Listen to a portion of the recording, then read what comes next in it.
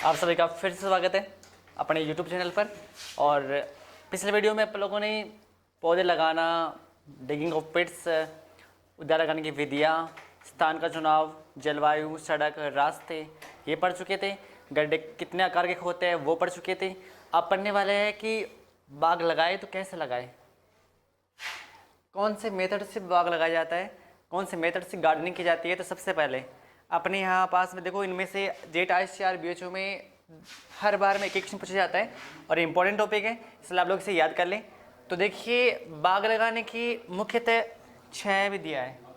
बाग लगाने की मुख्यतः 6 विधियाँ हैं। First, square method.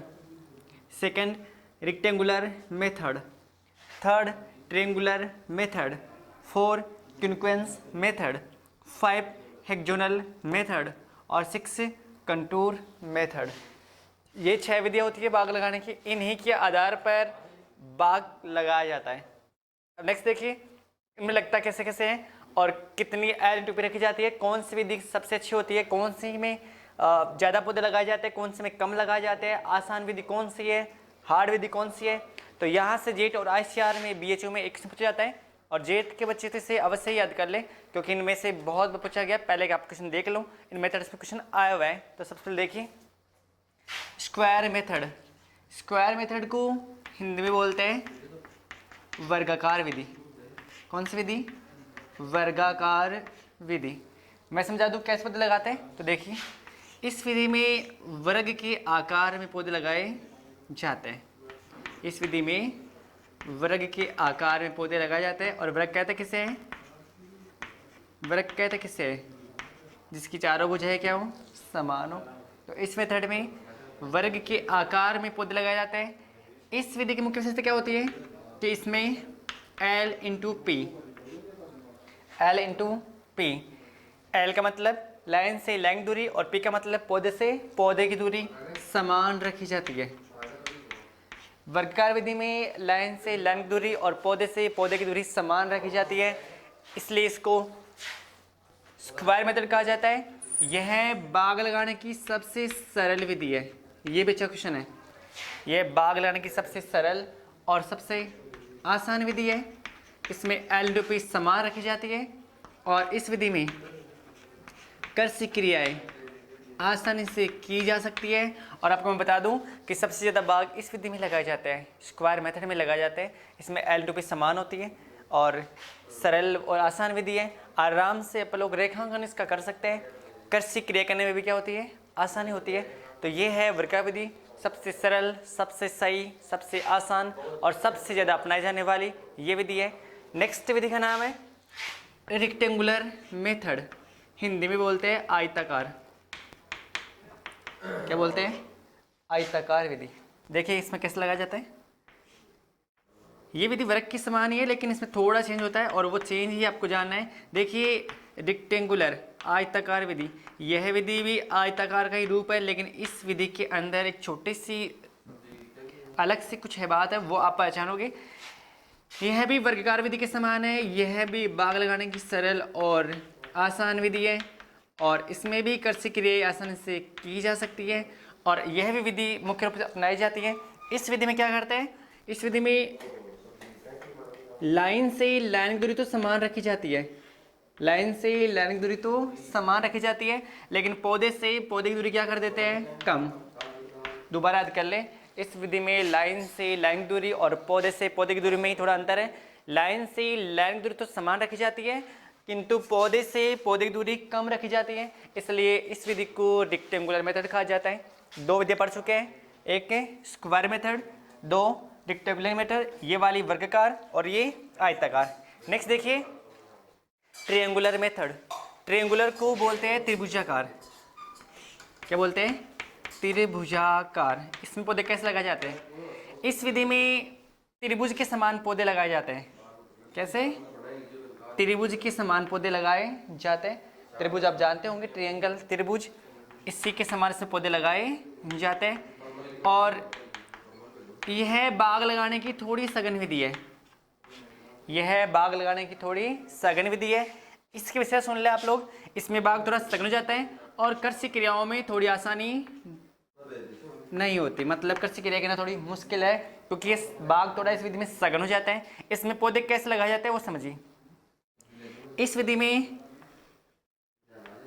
पौधे से, देखो, पहले पौधे से दूसरे पौधे की दूरी क्या रखी जाती है? समान रखी जाती है।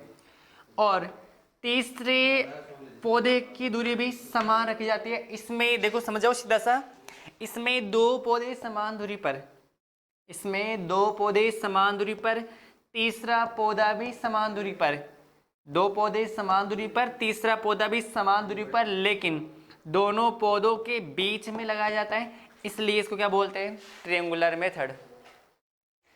बाग थोड़ा सघन होगा, कृषि क्रिया करना आसान नहीं होगा, और दो पौधे समान दूरी पर होंगे, तीसरा पौधा भी समान दूरी पर होगा, लेकिन दोनों पौधे के बीच में होगा। ये इसकी क्या है? प्रमुख विशेषता, इसलिए इसको बोलते हैं त्रिभुजाकार विधि।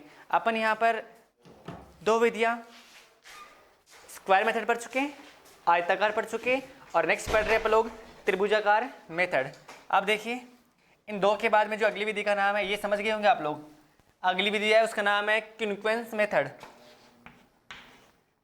क्विंक्वन्स मेथड, क्विंक्वन्स विधि। और इसका मैं समझा दूं, क्विंक्वन्स विधि को पंचभुजाकार विधि भी कहा जाता है। कौन सी विधि? पंचभुजाकार विधि भी कहा जाता है। क्विंक्वन्स विधि को ही पूरक विधि कहा जाता है। कौन सी? पूरक विधि। मैं आपको समझाऊं कैसे होता है इसमें क्विंक्वन्स विधि। यह भी वर्गाकार का रूप ही होती है, यह भी वर्गाकार का रूप ही होती है। इसमें वही चार पौधे समान दूरी पर लगाए जाते हैं, पर इसे क्विंक्वन्स क्यों बोलते हैं? इसे पूरक क्यों बोलते हैं? इसे पंचभुजाकार क्यों बोलते हैं? क्योंकि इस विधि में चार पौधों के बीच में, चार पौधों के बीच में एक पौधा और लगाया जाता है, इसलिए इसको पंचभुजाकार कहा जाता है। और मैं आपको समझा दूं, चार पौधों के बीच में जो ये पौधा लगाया जाता है, इससे बोलते हैं पूरक पौधा। क्या बोलते हैं? पूरक पौधा या फिलर प्लांट। फिलर प्लांट, पूरक पौधा ये होता है। इसे चारों पौधों के बीच में लगाया जाता है, इसलिए इसको पूरक पौधा कहा जाता है। इस पूरक पौधा लगाने के लिए इस विधि को कौन सी विधि बोलते हैं? पूरक विधि या फिलर मेथड, क्योंकि ये फिलर प्लांट होता है। और पूरक पौधा सबसे अच्छा होता है पपीता का। पूरक पौधे में सबसे अच्छा क्या होता है? पपीता होता है। इसके बाद में केला भी लगा सकते हो, पपीता, केला, फालसा, लेकिन जो सबसे अच्छा है वो पूरक पौधा पपीता का बहुत अच्छा रहता है। इसका मतलब क्या होता है कि इसमें चार पौधे लगा देते हैं। आपको बता दूं कि जैसे मान लो कि खजूर लगाए, आम लगाए, तो ये 5 से 6 साल के बाद में फल देना शुरू करते हैं। 5 से 6 साल तक बाग में आमदनी नहीं होती, इसलिए बाग में कुछ ना कुछ पैसा प्राप्त करने के लिए इन चार पौधों के बीच में एक एक पौधा और लगा देते हैं, पपीता के जैसा पौधा, जिनसे बाग के मालिक को कुछ ना कुछ आमदनी प्राप्त हो जाती है। पर इसका मतलब ये नहीं है कि ये हमेशा के लिए रहेंगे। जिस टाइम पर मुख्य वृक्ष के ये वाले पौधे फल देना शुरू कर दे, उस टाइम पर पूरक पौधे को उखाड़कर फेंक दिया जाता है।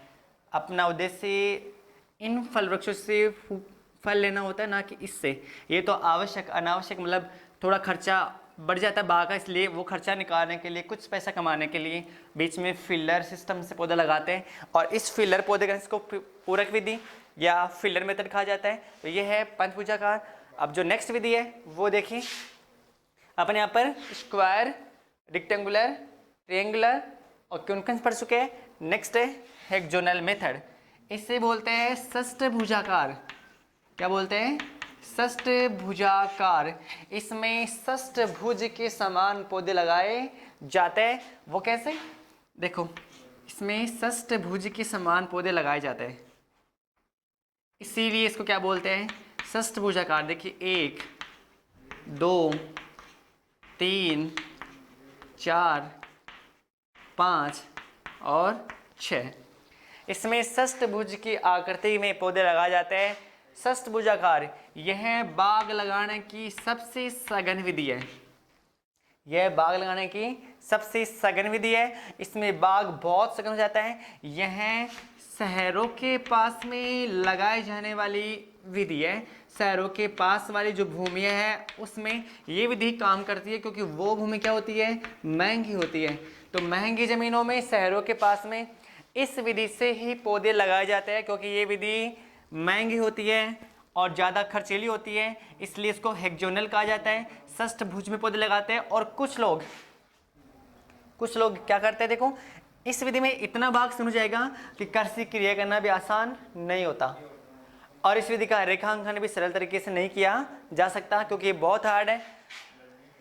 स्क्वायर मेथड के बजाय, वर्गाकार विधि के बजाय इस विधि के अंदर क्वेश्चन जीट में पूछा गया है, आप याद कर लें। वर्गाकार विधि के बजाय इस विधि के अंदर 15% पौधे अधिक लगाए जाते हैं। ये क्वेश्चन जेट में आ चुका है, दोबारा पढ़ लें कि षष्ठभुजाकार विधि के अंदर वर्गाकार विधि की अपेक्षा कितने परसेंट पौधे अधिक लगाए जाते हैं, तो कितने परसेंट, 15% पौधे अधिक लगाए जाते हैं। सबसे सघन है, शहरों के पास में महंगी जमीन पर लगाते हैं। अब आपको बताऊं मैं, कुछ लोग क्या करते हैं, कुछ लोग इन्हीं विधियों के अंदर, देखो विधियां ऐसे तो लगा सकते हैं, इन्हीं विधियों के अंदर हाई डेंसिटी प्लांटिंग करते हैं। इन्हीं विधियों में क्या करेंगे, हाई डेंसिटी प्लांटिंग करेंगे। और वो कैसे करते हैं मैं आपको बताऊं। हाई डेंसिटी को बोलते हैं हिंदी में सघन पौधरोपण, सघन पौधरोपण बोलते हैं। अब आपको समझाता हूं मैं, तो कैसे करते हैं वो लोग। ज़्यादा उत्पादन लेने के लिए वो लोग हाई डेंसिटी प्लांटिंग करते हैं। वो कैसे होगी, देखो फल वृक्षों को लगाने के लिए L/P की आवश्यकता होती है। लाइन से लाइन की दूरी है ना, और पौधे से पौधे की दूरी का विशेष ध्यान रखना पड़ता है। बराबर बराबर आनी चाहिए, लाइन से लाइन की दूरी, पौधे से पौधे की दूरी। ये वाली है ना दूरियां पहले से निश्चित है। ये आप ध्यान दे लो कौन कितने होते हैं। अगर आप लोग बड़े आकार के पेड़ लगाते हो, बड़े आकार के कौन से, जैसे आम लगाते हो, कटहल लगाते हो, है ना, तो इनके लिए आप लोग लाइन से लाइन की दूरी और पौधे से पौधे की दूरी कितने रखोगे, 10x10 मीटर, 10x10 मीटर। अगर आप लोग इनसे थोड़े छोटे, जैसे अमरूद, आंवला,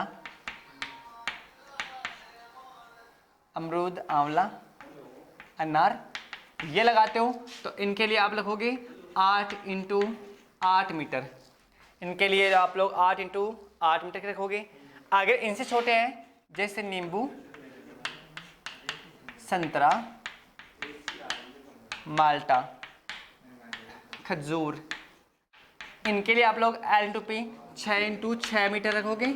और अगर छोटे हैं, जैसे केला, पपीता और फालसा, तो इनके लिए रखोगे आप लोग 3x3 मीटर। ये तो निश्चित है, लेकिन अगर आप लोग हाई डेंसिटी प्लांटिंग करोगे तो आप लोग ये दूरियां कम ज़्यादा कर सकते हो। जैसे मान लो कि वर्गाकार विधि में अपन लोग है ना, वर्गाकार विधि के अंदर अपन लोगों को आम के पौधे लगाना है। वर्गाकार विधि में अपन लोगों को आम के पौधे लगाना है। तो देखिए, पहला पौधा 10 मीटर, दूसरा पौधा 10 मीटर, पौधे से पौधे की दूरी कितनी हो जाएगी, 10 मीटर हो जाएगी। और लाइन से लाइन की दूरी, पहली लाइन देखो 10 पे है, तो दूसरी लाइन कितने पे आएगी, ये भी 10 मीटर पे, और ये वाला पौधा भी 10 मीटर पे। अगली लाइन में कितने पे आएगी, 10 पे आएगी। ऐसे आप लोग लगा पाएंगे 10-10 मीटर पर आप लोग क्या लगाओगे, पौधे लगाओगे। लेकिन विशेष बात, अगर हाई डेंसिटी प्लांटिंग करना चाहते हो तो वो कैसे होगी। अगर आपके पास में किसी भी फल वृक्ष की बोने की क्षम हो, जैसे आम की बोने की क्षम है, आम्रपाली, तो उसमें आप लोग ये दूरियां कम कर दोगे। हालांकि विधियां तो ये रहेगी वर्गाकार, आयताकार, लेकिन आप लोग उनमें ये दूरियां कम कर दोगे। आप लोग इन विधियों से है ना पौधों की संख्या भी ज्ञात कर सकते हो।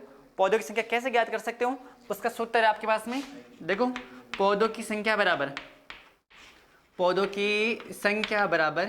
क्षेत्रफल, है ना, क्षेत्रफल देखना है वो वर्ग मीटर में अपॉन L/P।